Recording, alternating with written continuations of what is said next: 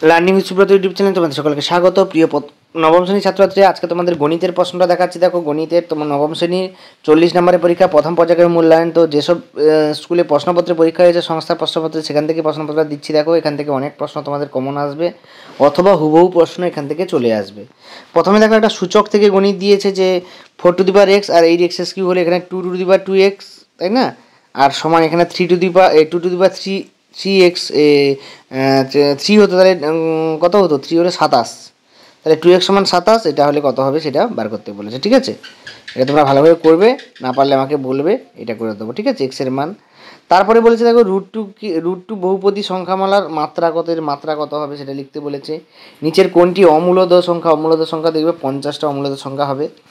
X অক্ষের উপর অবস্থা একটি বিন্দু স্থানাঙ্ক কী হতে পারে? এক্স অক্ষের উপর অবস্থা বিন্দু স্থানাঙ্ক y সমান 0 হয়, এক্স 50 হবে।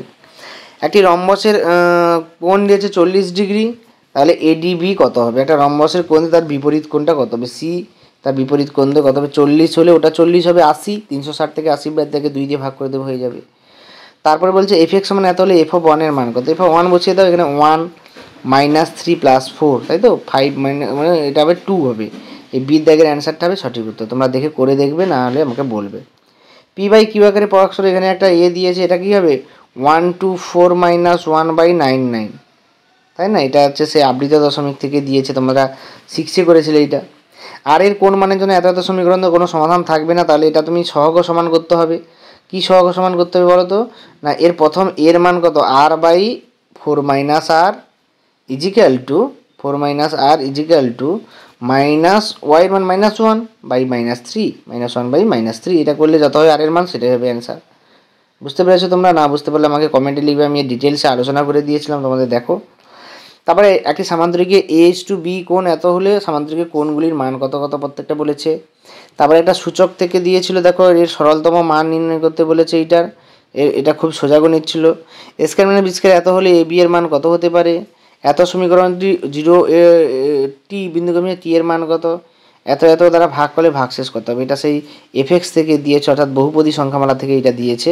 তো এই গণিতগুলো তোমরা এক এক করে করবে, যেটা না পারবে আমাকে কমেন্টে লেখো, আমি অবশ্যই তার সলিউশনটা দিয়ে দেবো। তারপরে দেখো, এখানে 3-এর দাগের 3 নম্বরে সংখ্যা রেখা স্থাপন, এর সঙ্গে অথবা দিয়েছে মূলত সংখ্যা নির্ণয়। তারপর লেখচিত্রের সঙ্গে আমি জানো, লেখচিত্রের সঙ্গে সমাধান এবং ভাষার গণিত অথবা থাকে, হয় এটা করতে পারো, নয় এটা করতে পারো, যে কোনো একটা তোমাদেরকে করতে হবে। তারপরে বলেছে দেখো, সমাধান করতে বলেছে। সমাধান এটা বজ্রগুণন পদ্ধতি এবং এটাকে অপনয়ন করতে। তোমরা অপনয়নটা তাড়াতাড়ি করবে, তাড়াতাড়ি ঝটপট করে হয়ে যাবে। এটাকে xy আকারে নিয়ে এসে সাইডে 4xy থাকবে, দেখবে একদম শর্টকাটভাবে হয়ে যাবে। xy থাকবে, সেইটাকে এক্সট্রা নেগলেক্ট করতে হবে। উৎপাদকের বিশ্লেষণ দিয়েছে, দেখো উৎপাদকের বিশ্লেষণ এখান থেকে একটা করতে হবে তোমাদের। উৎপাদক বিশ্লেষণটা তোমরা দেখবে এবং করবে। তারপরে দেখো, সামান্তরিকে এখানে দিয়েছে, তোমাদের উপপাদ্য দিয়েছে দুটো, ঠিক আছে, যেটা খুব ইম্পর্টেন্ট, কর্ণদ্বয় পরস্পর সমাধিখণ্ডিত করে। এবং তোমাদের প্রয়োগ দিয়েছে, দেখো এত সঙ্গে দৈর্ঘ্য সমান হবে কত হবে, অথবা দিয়েছে প্রয়োগ, এটাও 3 নম্বরে। তারপরে তোমার স্থানাঙ্ক জ্যামিতি থেকে দিয়েছে, দেখো এত বিন্দুটি সমদূরবর্তী প্রমাণ করতে হবে, এবং এই সূচক থেকে একটা দিয়েছে, এটাও প্রমাণ করে দেখাতে হবে, এই জিনিসটা প্রমাণ করে দেখাতে হবে। তো এই ছিল তোমাদের টোটাল 9-এর প্রশ্নপত্র। তো প্রত্যেকটা প্রশ্নপত্র আমি এক এক করে দেবো তোমাদের। তো যাদের চ্যানেল নতুন, তোমরা অবশ্যই সাবস্ক্রাইব করবে, লাইক করবে, শেয়ার করবে। কোনো সমস্যা থাকলে কমেন্ট বক্সে লিখবে। সকলকে ধন্যবাদ। দেখা হচ্ছে পরের ভিডিওতে, পরে প্রশ্নপত্র নিয়ে আলোচনা করবো।